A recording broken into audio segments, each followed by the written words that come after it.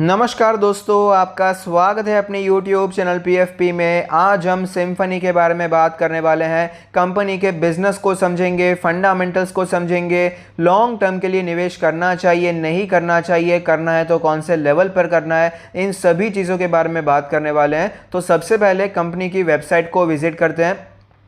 वैसे तो कंपनी को कोई इंट्रोडक्शन की ज़रूरत नहीं है। जो स्टॉक मार्केट में इन्वेस्ट नहीं भी करता उसे भी पता है सिम्फनी का मतलब है एयर कूलर और एयर कूलर का मतलब है सिम्फनी। तो सिम्फनी एयर कूलर के सेगमेंट में काम करने वाली कंपनी है। 3 कैटेगरीज है। सबसे पहला हाउस होल्ड एयर कूलर्स है, दूसरा है कमर्शियल एयर कूलर्स और तीसरा है इंडस्ट्रियल एयर कूलर्स। कंपनी के बारे में ज़्यादा जानकारी प्राप्त करें तो 11 मैन्युफैक्चरिंग फैसिलिटीज़ है, 5 डिफरेंट प्रोडक्ट रेंजेस हैं, 50 से भी ज़्यादा मॉडल्स हैं, 21 CNF डेपोज हैं क्योंकि बाहर भी अच्छा कामकाज है। ग्लोबल मार्केट में भी रीच बहुत ही स्ट्रांग है। 50 ब्रांचेज हैं, 275 plus sales and service staff है, 1000 से भी ज़्यादा डिस्ट्रीब्यूटर्स है, 30,000 से भी ज़्यादा डीलर्स है, 1000 से भी ज़्यादा ऑथराइज सर्विस सेंटर है, 19,000 पिन कोड्स को ये सर्व करते हैं और 11 रोबस्ट IT इंफ्रास्ट्रक्चर दिखाई पड़ता है। तो ओवरऑल कंपनी की जानकारी प्राप्त करके हमें पता चलता है अच्छा काम का चल रहा है। इनकी मैन्युफैक्चरिंग फैसिलिटीज भी 10 से ज़्यादा है और इनका जो डिस्ट्रीब्यूशन नेटवर्क है बहुत ही स्ट्रांग दिखाई पड़ता है। रेवेन्यू ब्रेकअप के बारे में बात करते हैं। FY21 में ग्रॉस रेवेन्यू 931 करोड़ का था, जिसमें से 50% इंडिया से आया है यानी कि 461 करोड़ और बाकी का 50% 470 crore rest of the world से आया है। इंडिया में जो 50% आया है उसमें से 93% एयर कूलर से और बाकी का 7% अदर से आता हुआ नजर आता है। तो ओवरऑल हमें ये पता चलता है कि बाहर भी बहुत अच्छा बिजनेस है। रेवेन्यू कॉन्ट्रीब्यूशन बाहर से भी बहुत ही अच्छा दिखाई पड़ता है। प्रॉफिट एंड लॉस स्टेटमेंट के बारे में बात करें तो आप देख पाएंगे रेवेन्यू फ्रॉम ऑपरेशंस हमें लगातार बढ़ता हुआ नजर आया है, लेकिन FY20 के मुकाबले आपको 18% की गिरावट नजर आती है। कोविड की सिचुएशन ही कुछ ऐसी होती हुई नजर आई थी। प्रॉफिट आफ्टर टैक्स के बारे में बात करें तो FY18 में प्रॉफिट बहुत ही अच्छा था, उसके हिसाब से प्रॉफिट में ड्रॉप देखने को मिला, लेकिन रिकवरी अच्छी देखने को मिली है, जिसका मेन रीजन है प्रॉफिट आफ्टर टैक्स मार्जिन 22% से सीधा ड्रॉप होकर 10.4% हो चुका था, जो कि मेन रीजन था जिसके कारण शेयर में भी पिछले कुछ सालों में बहुत ही ज्यादा गिरावट देखने को मिली है। सेगमेंटल इंफॉर्मेशन के बारे में बात करें तो इंडिया का बिजनेस आप देख पाएंगे FY18 में बहुत ही अच्छा था, उसके बाद आपको गिरावट देखने को मिली, लेकिन रिकवरी अच्छी आई। FY18 को भी पीछे छोड़ दिया, नंबर्स बहुत ही अच्छे देखने को मिले, लेकिन वापस कोविड की वजह से गिरावट देखने को मिली। लेकिन रेस्ट ऑफ द वर्ल्ड आप देख पाएंगे कंटिन्यूसली आपको यहाँ पर इंप्रूवमेंट नजर आता है। और फिलहाल आप देखिए FY20 और FY21 को अगर आप कंपेयर करते हैं तो भी आपको ग्रोथ देखने को मिल रही है। तो कोविड का भी इंपैक्ट आपको इतना ज़्यादा देखने को नहीं मिला, बहुत ही अच्छी बात है।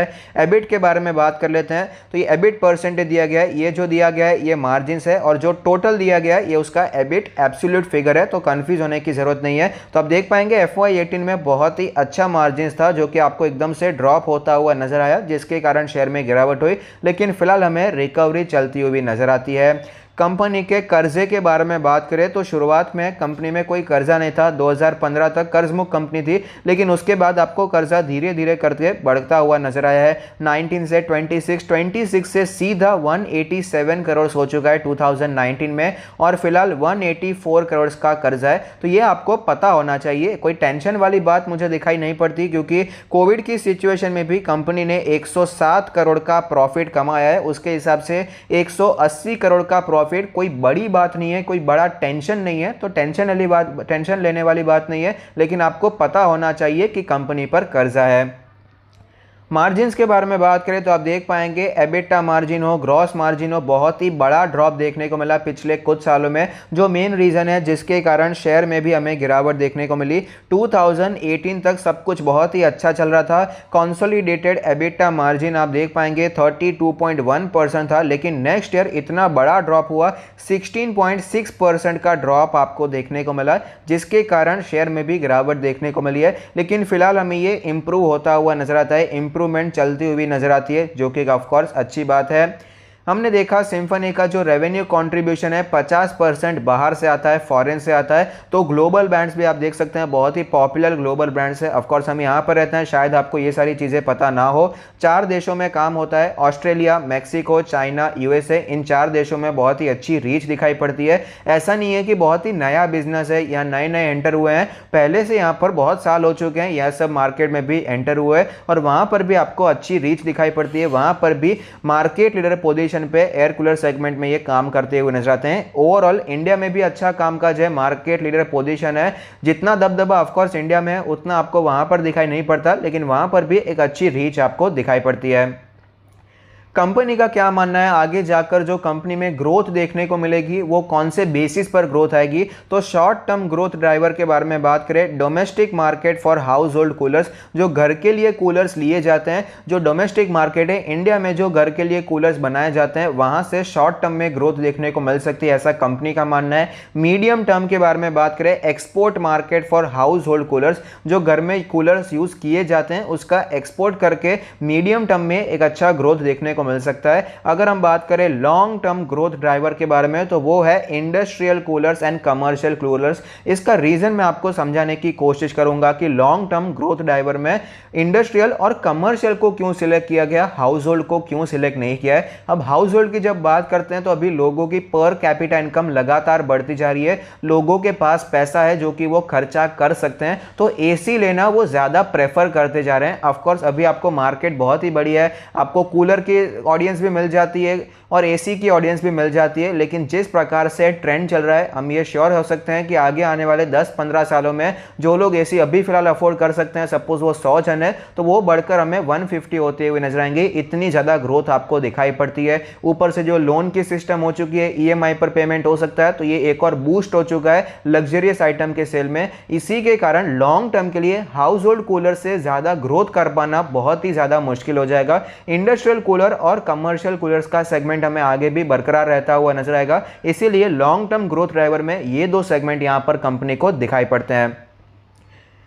सेक्टोरल एंट्री बैरियर्स के बारे में भी बात कर लेते हैं, क्योंकि लोगों को टेंशन है कि अभी यहाँ पर कोई दूसरा प्लेयर भी आ सकता है या फिर एसी आ जाएगा तो यहाँ पर सिम्फनी का काम खत्म हो जाएगा। इतना इजी नहीं है, ये हाउस होल्ड में इजी है, लेकिन जो दूसरे 2 सेगमेंट है वहाँ पर इतना इजी नहीं है, क्योंकि कॉस्ट कटिंग भी आपको करना पड़ता है और वहाँ पर कोई नया प्लेयर एंट्री हो जाएगा उसके चांसेस बहुत ही ज़्यादा कम है, क्योंकि leader in terms of innovation बहुत ही सालों से कंपनी काम करती आ रही है सिम्फनी। इनके जो फाउंडर है उसके बारे में भी आप थोड़ा सा पढ़ सकते हैं, बहुत ही अच्छे नेक इंसान है, उसके बारे में जानकारी प्राप्त करेंगे, थोड़ा सा आपको इंस्पिरेशन मिलेगा, मोटिवेशन भी मिलेगा और कंटिन्यूअसली आपको इनोवेशन दिखाई पड़ता है। टेक्नोलॉजी यहां पर लगातार बढ़ती हुई नजर आती है। सिम्फनी के जो आप नए नए कूलर्स हैं आप देख पाएंगे इतने टेक सेवी हैं कि बहुत ही अच्छा लगता है देखने में भी। यहां पर रिमोट से होता है, टच वाला होता है, तो ओवरऑल यहां पर टेक्नोलॉजी आपको इंड्यूस होती हुई नजर आती है, टेक्नोलॉजी को एक्सेप्ट कर रही है सिम्फनी, बहुत ही अच्छी बात है। Leader in brand and category status, of course ये तो हमें पता ही है कि ये जो कैटेगरी में काम करते हैं वहां पर इनके कोई मेजर आपको कॉम्पिटिटर दिखाई पड़ता ही नहीं है। लीडर इन मैनेजमेंट, मैनेजमेंट भी बहुत ही अच्छा है, एक्सपीरियंस मैनेजर है। Leader in distribution and after sale service, 19,000 से भी ज़्यादा पिन कोड्स को ये सर्व करते हैं, तो ऑफकोर्स इनका जो डिस्ट्रीब्यूशन रीच है बहुत ही ज़्यादा स्ट्रांग दिखाई पड़ता है। इनके कस्टमर्स आप देख सकते हैं कि इतनी बड़ी बड़ी ब्रांड के साथ इन्होंने ऑलरेडी काम करके रखा है और कंटिन्यू काम करते जा रहे हैं, तो ऑफकोर्स बहुत ही पॉजिटिव बात है। इसमें से कई कंपनी में शायद आपने निवेश भी किया होगा, जैसे कि इंडिया मार्ट है, एचयूएल है, हीरो मोटोकॉर्प है, टाइटन है, वोल्टास, ऐसे कई लिस्टेड कंपनीज भी आपको दिखाई पड़ती है। कोका कोला भी यहाँ पर काम करते हैं, इनके साथ भी इन्होंने काम किया हुआ है, तो ओवरऑल इनका जो कस्टमर बेस है बहुत ही स्ट्रांग दिखाई पड़ता है। अब स्टॉक के बारे में चर्चा करते हैं। सिम्फनी का लास्ट ट्रेडेड प्राइस है 1111 जो कि 3% ऊपर है, 7,700 करोड़ की मार्केट कैप है, 0.45% का डिविडेंड यील्ड है, 84 का इंडस्ट्री का पी और सिम्फनी हमें 71 के पी रेशियो पर अवेलेबल है। प्राइस टू बुक रेशियो 10.18 हमें दिखाई पड़ता है। शेयर होल्डिंग पैटर्न के बारे में बात करें, टोटल प्रमोटर होल्डिंग 73.25% है, जो कि थोड़ी सी कम हो चुकी है। 2-3 क्वार्टर पहले 75% थी, वहां से आपको थोड़ी सी गिरावट प्रमोटर होल्डिंग में दिखाई पड़ती है। इसमें से कोई भी प्लेज नहीं है, तो ये एक पॉजिटिव बात है। पब्लिक के पास 12.15% का स्टेक है, डीआईआईस के पास 10.27% और एफआईआईस के पास 4.33% का स्टेक दिखाई पड़ता है। स्टॉक को फंडामेंटली एनालाइज करने के बाद अब ये स्टॉक हमें टेक्निकली कैसा दिखाई पड़ता है उसके बारे में चर्चा कर लेते हैं। तो आप देख पाएंगे ओवरऑल स्टॉक में बहुत ही लंबा कंसोलिडेशन देखने को मिला। 2021 के बाद ही आपको एक अच्छी तेज़ी देखने को मिली। ये पूरा साल पहले तो गिरावट हो गई, उसके बाद एक लंबा कंसोलिडेशन हुआ। 800 से 1000 की रेंज में स्टॉक ट्रेड करा था, लेकिन जब तेज़ी आई तो स्टॉक आपको एकदम से 1500 तक जाता हुआ नजर आया और वापस स्टॉक फिलहाल हमें 1100 के लेवल पर ट्रेड करता हुआ नजर आता है। ऑल टाइम चार्ट के बारे में बात करें जहां पर एक कैंडल 1 मंथ को रिप्रेजेंट करेगा, तो आप देख पाएंगे शानदार हमें यहां पर गेंस देखने को मिला है। मल्टी बैगर स्टॉक है, कितना ज़्यादा तेज़ी आपको देखने को मिली है। 2000 के ऊपर भी स्टॉक आपको जाता हुआ नजर आया, लेकिन जैसे कि मैंने आपको बताया 2018 के बाद मार्जिन्स में आपको गिरावट देखने को मिली। प्रॉफिट इतना ज़्यादा कम हो गया कि आपको यहाँ पर गिरावट देखने को मिली स्टॉक में। 2000 के लेवल से स्टॉक नीचे आकर 1000 के लेवल तक आता हुआ नजर आया। उसके दो रीजंस है, एक तो मार्जिन बहुत ही कम हो गया, एकदम आधा हो गया मार्जिन, जिसके कारण प्रॉफिट पे डायरेक्टली इंपैक्ट पड़ ही जाता है। और एक और रीजन ये हो जाता है कि इसका जो वैल्यूएशन था, ये जो पॉइंट था, यहाँ पर वैल्यूएशन बहुत ही ज़्यादा था। एक small cap mid cap company होने के बावजूद इसका 100 150 से भी ज़्यादा का पीई रेशियो आपको नजर आता था। तो ऑफकोर्स बहुत ही ज़्यादा ओवर वैल्यूड था। यहाँ पर हम कह सकते हैं प्रीमियम वैल्यूएशन आपको दिखाई पड़ता था, क्योंकि मार्केट लीडर था, मार्जिन पहले बहुत ही अच्छे चल रहे थे। और जब भी ऐसा कोई स्टॉक होता है जो कि बहुत ही ज़्यादा अच्छा चल रहा होता है, जिसको वैल्यूएशन भी महंगे मिल जाते हैं क्योंकि मार्केट को पता है कि कंपनी अच्छा कर रही है, तो ऐसे समय पर अगर कोई एक भी पॉइंट मिल जाता है मार्केट को जो कि बहुत ही खराब है, तो गिरावट भी बहुत ही आती है। ऐसा ही कुछ यहां पर भी देखने को मिला। उसके बाद आपको रिकवरी थोड़ी सी देखने को मिली, फिर से गिरावट थी और यहां पर कंसोलिडेशन चल रहा था क्योंकि मार्जिन्स इंप्रूव होते हुए नजर आते थे। फिर कोविड का क्रैश आया, फिर यहां पर कंसोलिडेशन चल रहा, उसके बाद एक अच्छी तेजी देखने को मिली।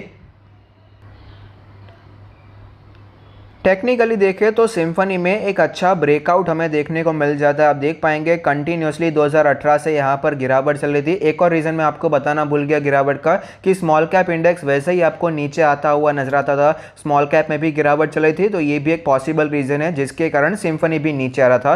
तो अब यहाँ पर ट्रेंड के बारे में चर्चा कर लेते हैं। तो आप देख पाएंगे अब क्लियरली यहाँ पर हमें दिखाई पड़ता है, ये जो ट्रेंड आपको दिखाई पड़ रहा है बहुत ही स्ट्रॉन्ग रेजिस्टेंस की तरह नजर आया जब भी ये ट्रेंड हमें फॉलो होता हुआ नजर आता था। लेकिन यहाँ पर एक ब्रेकआउट देखने को मिला, स्टॉक ने यहां पर एक तेजी दिखाई, ब्रेकआउट हुआ, उसके बाद शानदार तेजी कंटिन्यू रहती हुई भी नजर आई थी।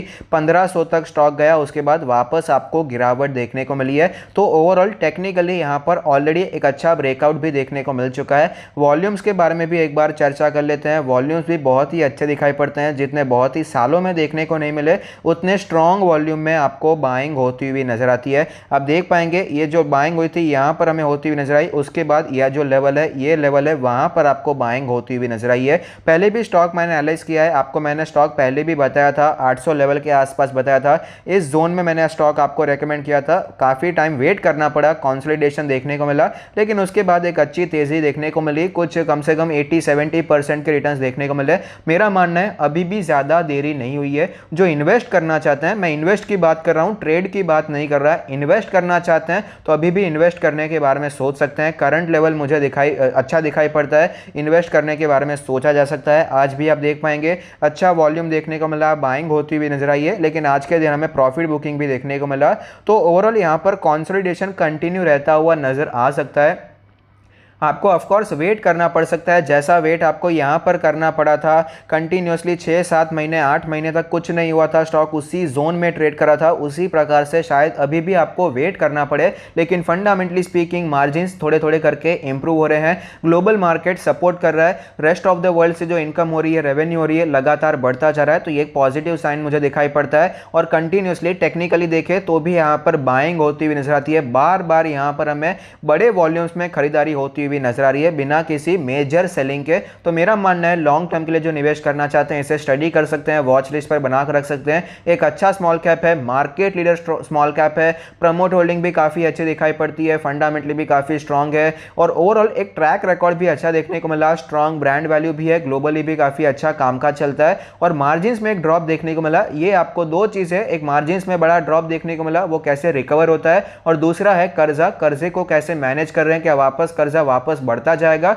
या फिर आपको कोई कर्जे में भी गिरावट देखने को मिलेगी। ये दो चीजें आपको वॉच आउट रखना है और इस पर आप इन्वेस्टमेंट करने के बारे में सोच सकते हैं। तो अगर आपको ये वीडियो अच्छा लगता है तो प्लीज कोई फीडबैक दीजिए। Thank you, stay happy, happy investing.